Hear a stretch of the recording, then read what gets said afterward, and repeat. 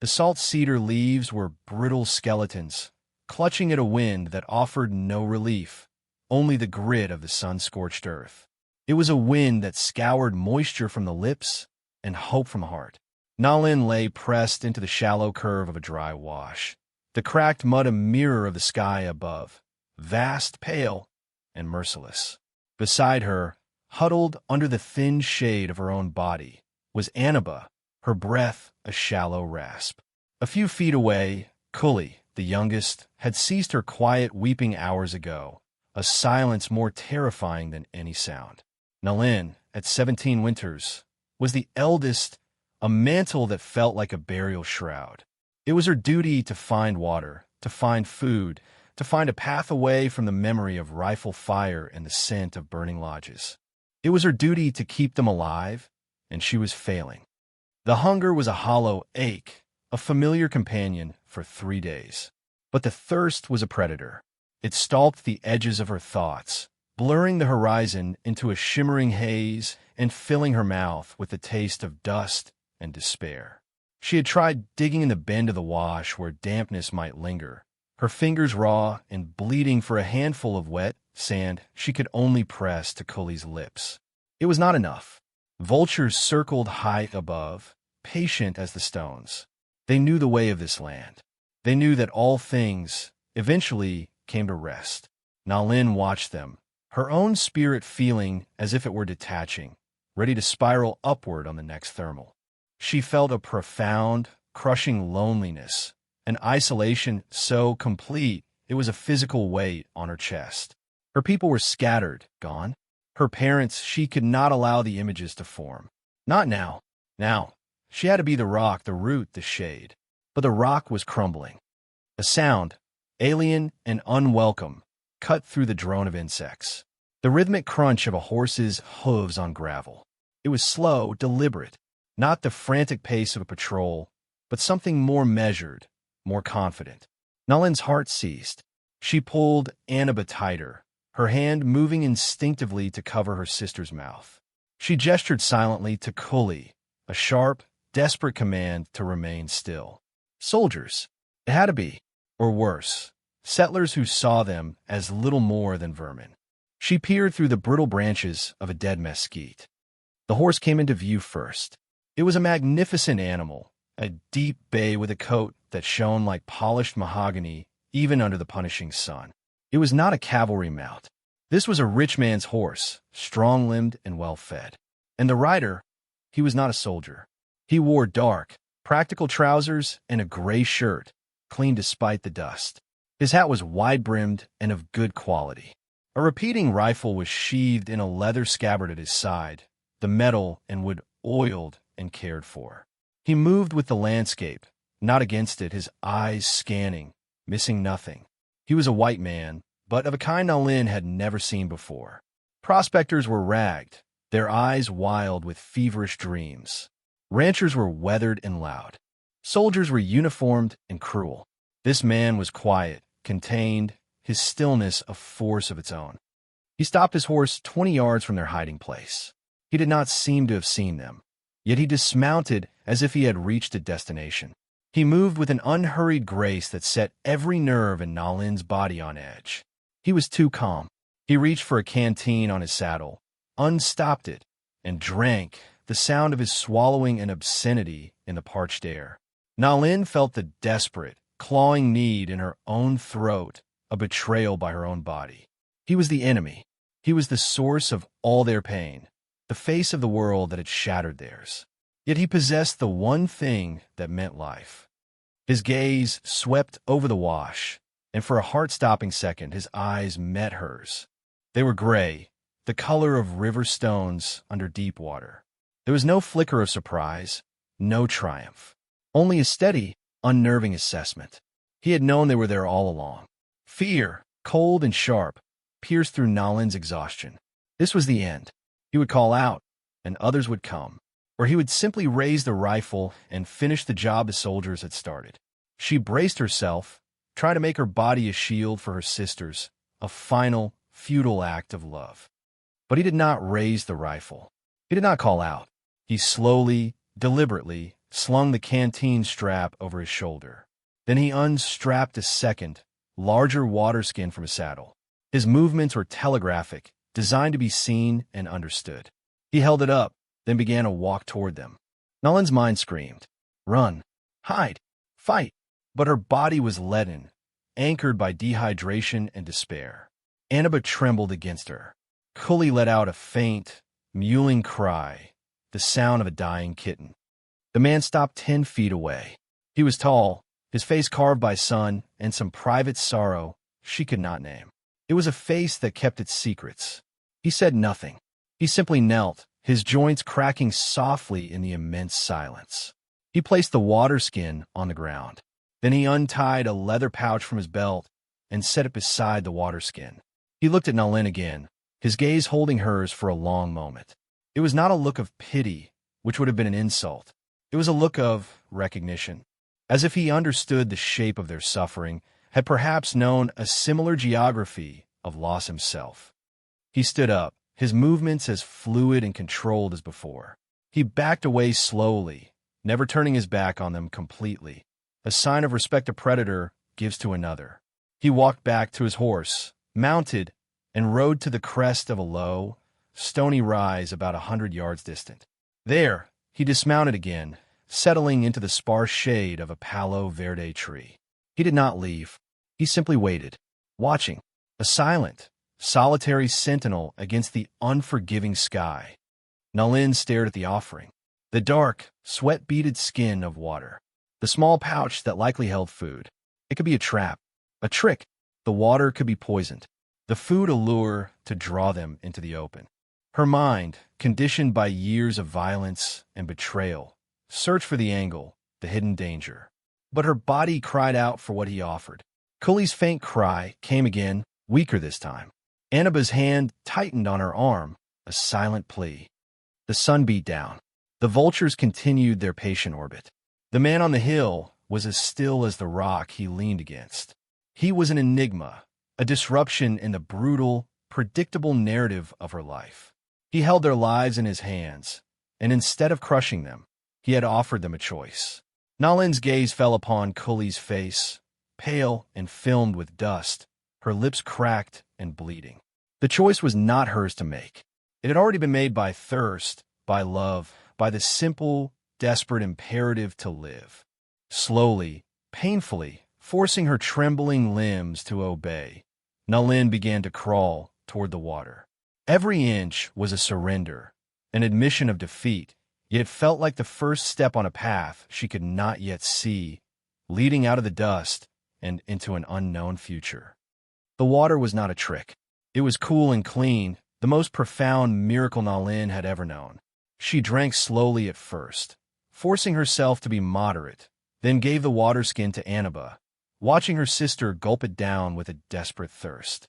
She dribbled a few precious drops onto Cully's lips, watched her tongue move weakly to catch them, a flicker of life in the small, still face. The pouch contained jerky, dried and salted, but it was sustenance. She tore off a small piece and chewed it until it was soft, then pressed it into Cully's mouth. The man on the hill, Elias Thorne, though she did not know his name, remained motionless. He was a statue of patience. For the rest of that day and through the long, cold night of the high desert, he kept his vigil. Nalin watched him. She saw him build a small, nearly smokeless fire as dusk fell, its tiny flicker a pinprick of orange in the vast, indifferent darkness. He ate his own meal, a lonely silhouette against the flames. He did not approach. He did not call out. He simply existed at a distance, a guardian she could not comprehend. His presence was a constant, low-grade hum of anxiety in her soul, yet was also a strange comfort. No coyote or mountain lion would approach with that fire, with that man sitting there, awake and alert.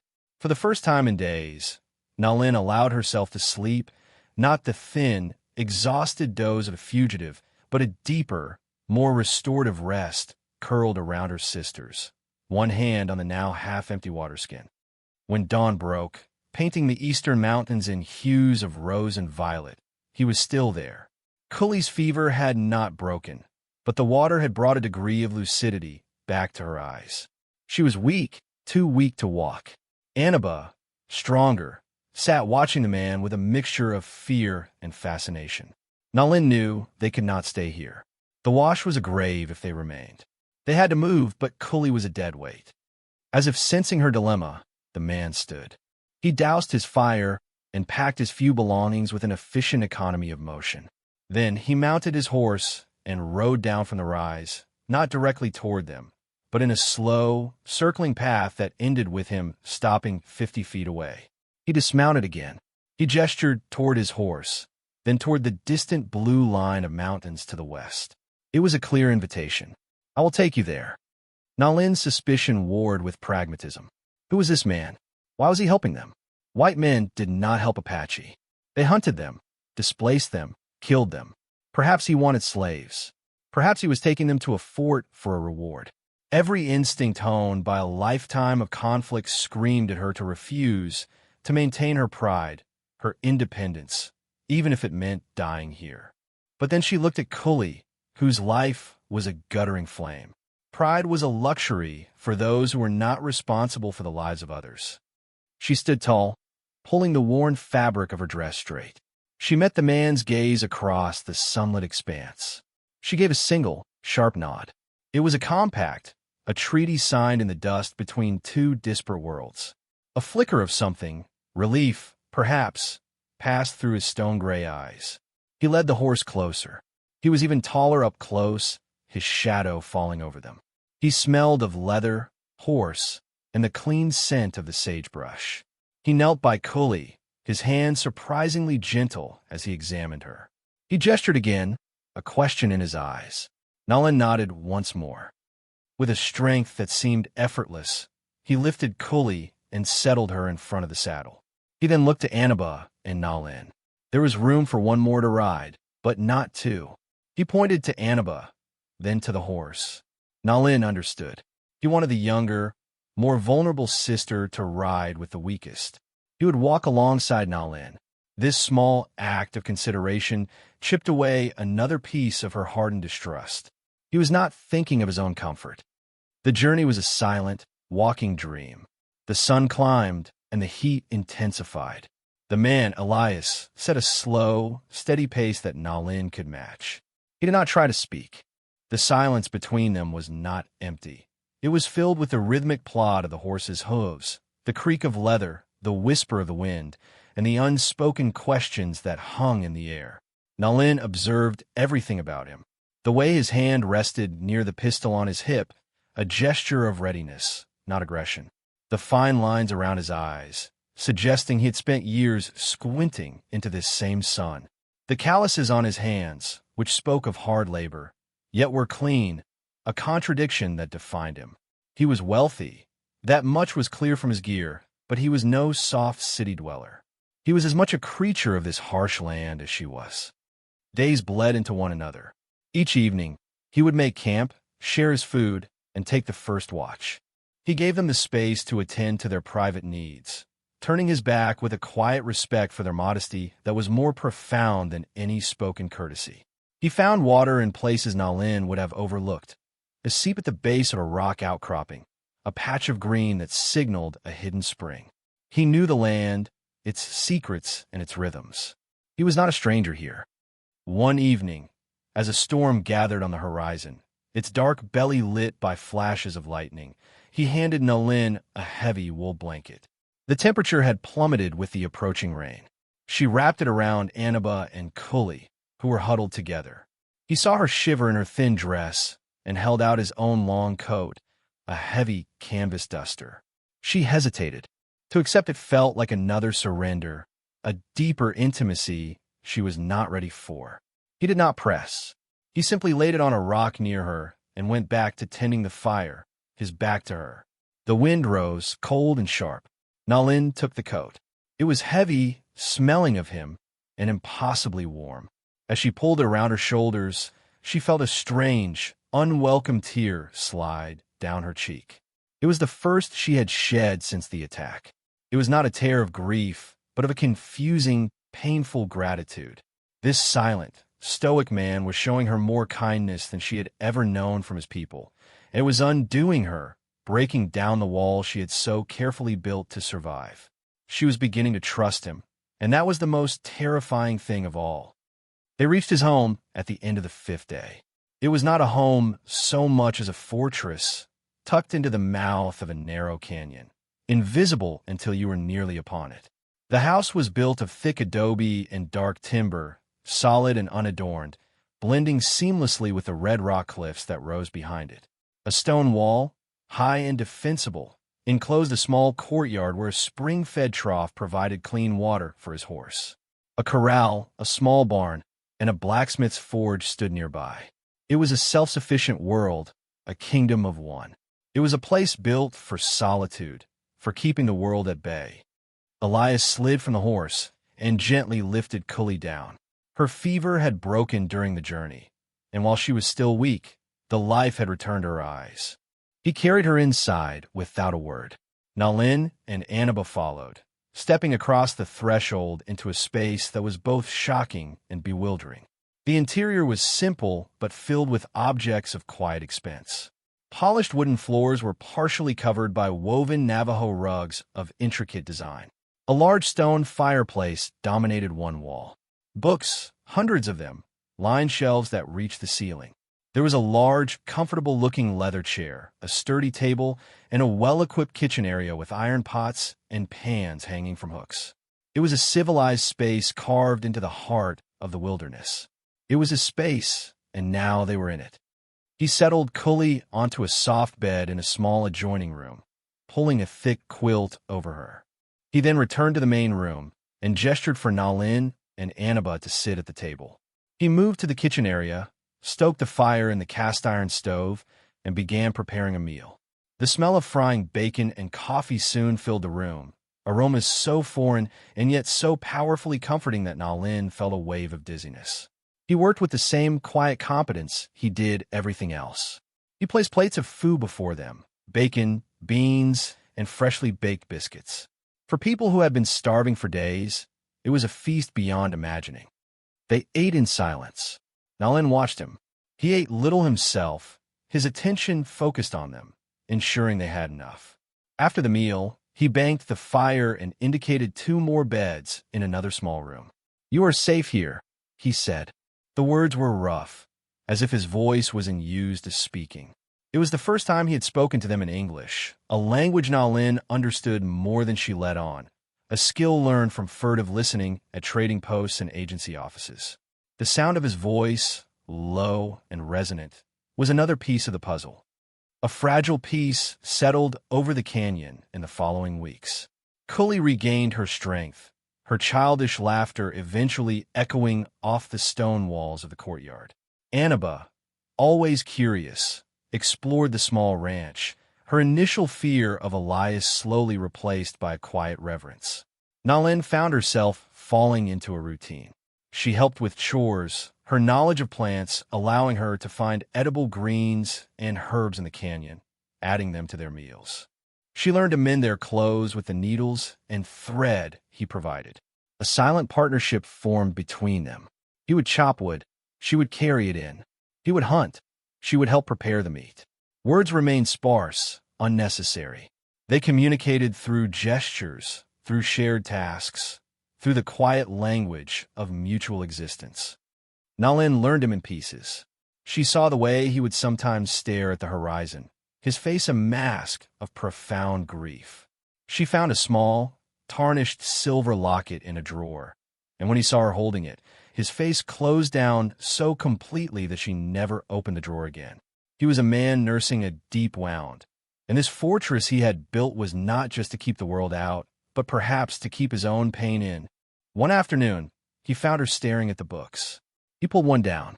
It was filled with drawings of plants and animals.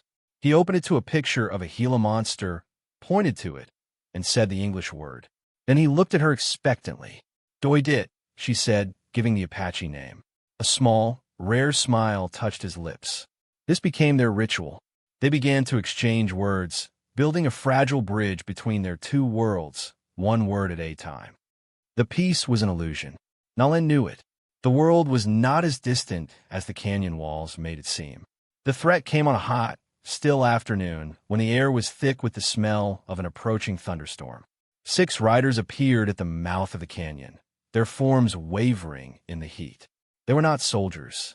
They were rough men, their faces hard and cruel, their clothes stained with sweat and grime. They were led by a man with a scarred face and pale, dead eyes. Elias had seen them coming. He met Nalin's gaze across the courtyard, and in that single look, the fragile peace shattered. "Inside," he said, his voice flat and cold. "Stay away from the windows." He pulled the heavy rifle from its scabbard on the porch, his movements economical and deadly. Nalin herded her terrified sisters into the house, her heart pounding against her ribs. She did not cower. She ran to the window, peering through a crack in the heavy wooden shutter. "Thorn!" the scarred man yelled, his voice echoing in the canyon. "We know you're in there, and we know what you're hiding." Elias stood in the center of the courtyard, the rifle held loosely at his side. He was a solitary figure of defiance against the backdrop of his stone fortress. "This is private property, Croft," he said, his voice carrying easily in the still air. "Turn around and leave." "Not without the bounty," Croft sneered, spitting a stream of tobacco juice into the dust. "Heard you were harboring Apache filth. 3 of them. The government pays well for their hair.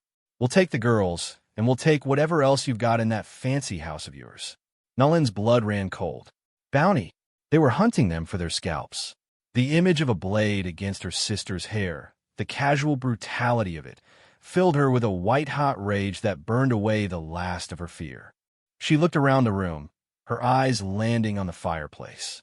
Beside it was a heavy iron poker, thick and long. It was a poor weapon against rifles, but it was something.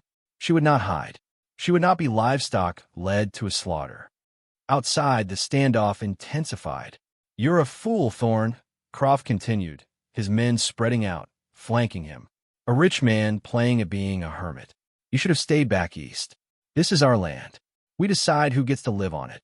"This is my land," Elias replied, his voice dropping to a low, dangerous growl. "And I decide who dies on it. This is your only warning." Nalin watched as Croft's hand moved toward his pistol. She saw the subtle shift in Elias's stance, the tightening of his grip on the rifle. The storm was about to break.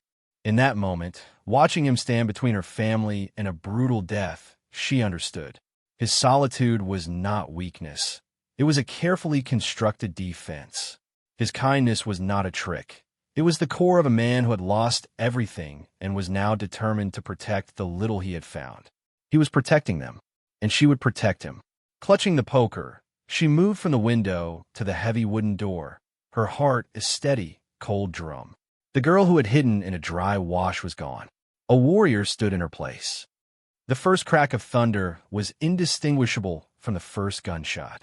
Croft went for his pistol, but Elias was faster. The report of his rifle was a deafening roar in the enclosed canyon. The scarred man was thrown backward off his horse, a dark stain blossoming on his chest. The world exploded into chaos. Gunfire erupted from the remaining 5 men, bullets thudding into the adobe walls and splintering the wooden porch posts. Elias dropped to one knee, firing again, the rifle bucking against his shoulder. Another rider fell. Nalin did not wait. She had seen Elias's spare pistol, a heavy Colt, hanging on a peg by the door. She had watched him clean it, loaded. She knew how it worked. Her hands did not tremble as she took it down. It was heavy, unfamiliar, but solid. A tool. Annaba and Cully were huddled in the back room, crying. "Stay down," she commanded, her voice sharp with an authority she hadn't known she possessed. She moved back to the shuttered window. Through the crack, she saw one of the bounty hunters dismounting, using his dead horse for cover as he tried to get a clear shot at Elias, who was now pinned down behind the water trough. The man was focused entirely on Elias. He didn't see the shutter creak open. Nalin rested the heavy barrel of the Colt on the windowsill, just as she had seen her father do with his rifle. She lined up the sights on the man's exposed back. She squeezed the trigger. The recoil slammed her shoulder back, and the explosion was deafening inside the small room. But through the smoke, she saw the man jolt and fall, his own rifle clattering on the stones. The diversion, the unexpected shot from the house, was all Elias needed. He rose from behind the trough, firing with a cold, terrifying precision. Two more men went down in quick succession. The last one, seeing his companions fall, threw down his rifle and spurred his horse, galloping wildly back out of the canyon. Elias let him go. Silence descended, thick and suffocating, broken only by the whimpering of a wounded horse and the rising howl of the wind. The storm had arrived. Rain began to fall in heavy, fat drops, turning the dust of the courtyard to dark mud, washing the blood into the thirsty earth. Nalin lowered the pistol, her arm shaking from the strain. She looked at the weapon in her hand, then out at the still forms scattered across the courtyard. She had taken a life. There was no triumph in it, only a grim, hollow finality. Elias stood slowly, the rifle still in his hands. He scanned the canyon mouth, ensuring the threat was truly gone. Then he turned toward the house. He was limping. A dark patch was spreading across his left thigh. He saw her face in the window, the pistol still in her hand. His expression was unreadable, but his eyes held a new light. Not just recognition, but respect. She unbarred the heavy door and stepped out into the rain. The storm was a cleansing, a violent absolution. She walked to him, ignoring the bodies, her gaze fixed on the blood seeping through his trousers. "You are hurt," she said, her English as sparse and direct as his. He nodded, leaning against a porch post, the adrenaline that had sustained him now fading, leaving pain in its wake. "It's just a graze," he said, but his face was pale. Nalin took charge. She led him inside, eased him into the large leather chair, and with a sharp knife from the kitchen, she cut away the bloody fabric. The bullet had torn a ragged furrow through the muscle of his thigh. It was deep but clean. Without hesitation, she went to the small pouch of herbs and supplies she had gathered from the canyon. She knew these plants. She had learned their properties from her grandmother. She washed the wound with clean water and whiskey from a bottle Elias pointed to, his jaw tight with pain. She packed it with a poultice of yarrow to stop the bleeding and another crushed leaf to ward off infection. She bound it tightly with strips of clean cloth. Throughout the process, her hands were steady, her focus absolute. He watched her, his gray eyes filled with a quiet wonder. For the next 2 weeks, their roles were reversed. She was the caretaker, he the patient. She hunted for small game with snares she fashioned, cooked their meals, and tended his wound, which healed cleanly under her care. Annaba and Cully, their fear of him completely gone, would sit by his chair, showing him stones they had found or chattering to him in Apache, a language he was beginning to understand through context and repetition. A new kind of family had been forged in the crucible of violence, a silent, unspoken bond of shared survival. One morning, when the sky was a crisp, clear blue and the air smelled of rain-washed sage, they appeared, a party of 10 Apache warriors, materializing from the landscape as if born of the rock and shadow. They were led by a tall, stern-faced man with the authority of a chief in his bearing. Nalin's heart leaped. It was her uncle, Taza, her mother's brother. He had found them. Elias, now able to walk with the help of a cane, stood on the porch, his rifle resting in the crook of his arm. He was not aggressive, but he was not weak. Nalin placed a hand on his arm, a silent signal to wait, and walked out to meet her uncle. Taza's eyes were hard as he took in the scene. His nieces, alive and well, living at the ranch of a white man. His gaze swept over the house, the fresh graves on the hillside marked by simple stone cairns, and finally rested on Elias. It was a look of deep suspicion and anger. "Nalin," he said, his voice a low rumble. "You are with this man?" "He saved us, uncle," Nalin said, her voice clear and strong. She stood straight, no longer a frightened girl, but a woman who had found her power. She told him everything. She spoke of their near death in the wash, of the water and food given without condition. She described the long journey, the shelter he had provided, and she told him of the bounty hunters, of the fight, pointing to the graves on the hill. She described how Elias had stood alone against 6 men to protect them. She did not omit her own role, holding up her hands to show they were steady. I fought with him, she declared. Annaba and Cully ran to their uncle, their own excited voices tumbling over each other, confirming the story. Taza listened, his stern expression unwavering. When they were finished, he walked slowly toward Elias, his warriors fanning out behind him. He stopped directly in front of him, the two men of a height, equals in presence and quiet strength. Taza looked at Elias's still healing leg. He looked at the house, a fortress built against a hostile world. He looked into the man's steady gray eyes. For a long minute, the canyon was utterly silent. Taza saw no deceit, no weakness. He saw an ally. He turned back to Nalin. "The spirits have guided you to a strange path," he said, his voice softer now. "This man's heart is not like the others. He has proven it with blood." He then faced Elias directly. "You have done what a warrior does," Taza said in Apache, his words translated by Nalin.